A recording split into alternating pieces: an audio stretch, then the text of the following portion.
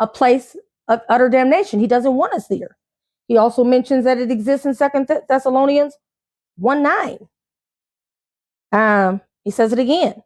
Who shall be punished with everlasting destruction from the presence of the Lord and from the glory of his power. So he says it here.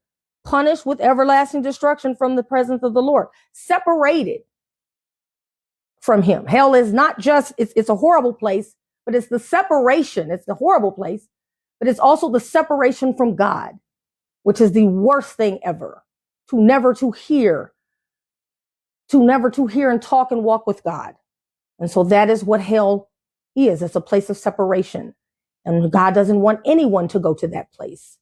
And so that's why he mentioned it in the Bible 54 times, because he wants us to remind us, yes, he died for the purposes. Yes, he died to tell us hope. Yes, he died to give us a new life in him here and in eternity. But he also died to keep us from being separated from him in hell for eternity.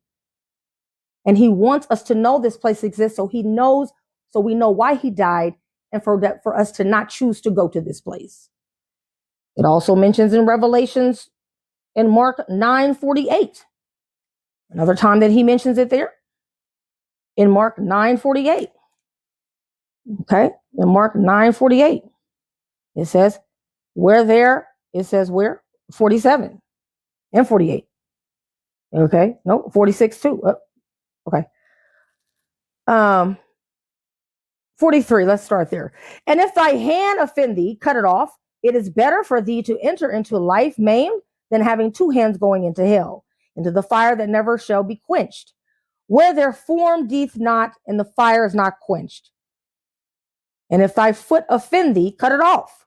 It is better for thee to enter halt into life than having 2 feet to be cast into hell, into the fire and the never shall quenched, where their worm and doth not, and the fire is not quenched.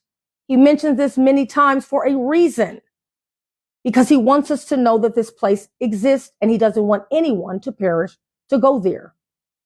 He doesn't want anyone to go to this place. And then it also says, for everyone shall be salted with fire.